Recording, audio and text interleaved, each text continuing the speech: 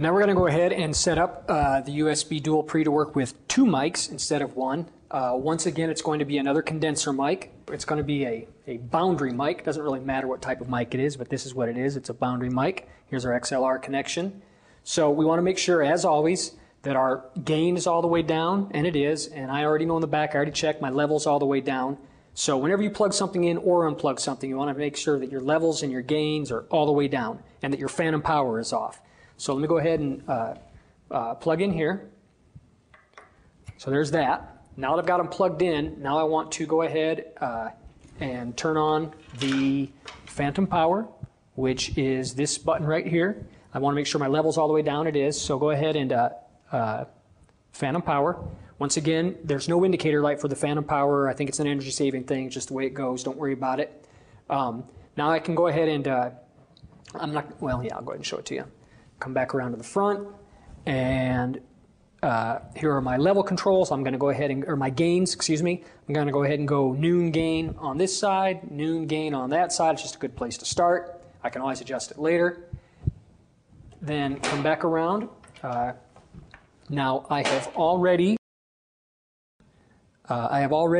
got the phantom power on.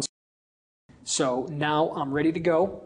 And now I'm going to switch over to the computer and show you what to do on that end of things.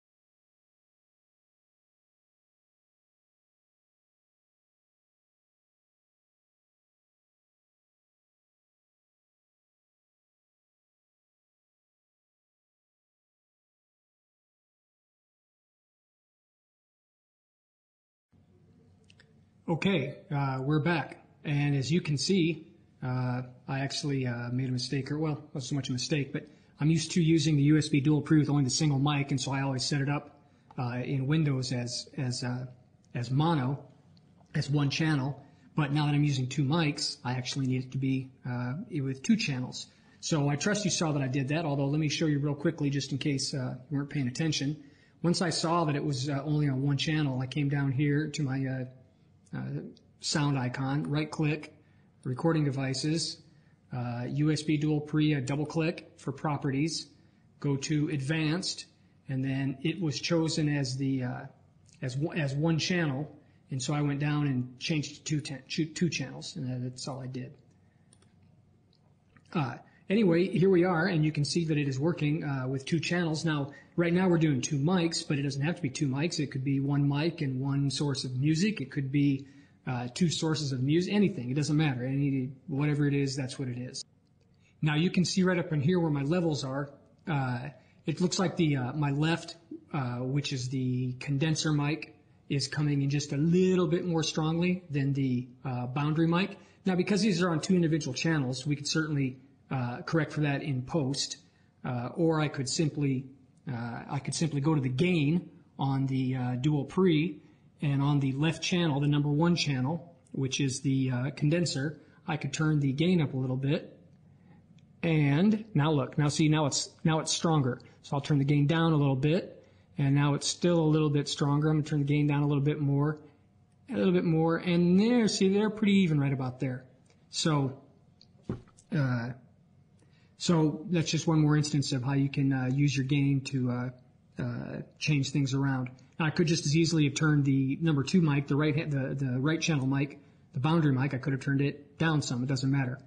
Now here with Audacity, it's got it's got a lot of cool features, but one is that you can actually pause a recording right in the middle and then pick it back up. So we could go over here to pause, hit pause, and then come back, and now we're rolling again, which is very cool. A lot of programs, you can't do that. If you want to pause, you have to stop and then do a new file. I'm going to pause again. Now you notice I pointed out the level meters there. What that was showing was what the background noise was going into these two microphones. The Audio-Technica 2035 condenser mic that I'm using, it's just a real nice quiet mic. That's the left channel. You can see the noise coming through it was lower. The boundary mic, it has its gain turned up, so to speak. It has to be really sensitive because the boundary mic is meant to just be placed in a room and pick up every sound from every corner of the room. So it has to be really sensitive to even low noises. The AT2035, on the other hand, is made for you to be sticking your mouth right into it. And so it doesn't pick up the background noises as much. So anyway, as you can see, that's how we get two separate sound sources come in through the DualPre at once. Two channels, each one independently editable after you're done with the file. And of course, there's a lot more things you could do with it, but we'll save that for Audacity tutorials. Now, before I close this out, well, I'm gonna stop everything, so you won't be hearing me anymore. But I'm going to save this file, and if you're really, really bored, you can go ahead and watch the things that I do to save this file, in case you don't already know how to do those things. Next tutorial will be 06.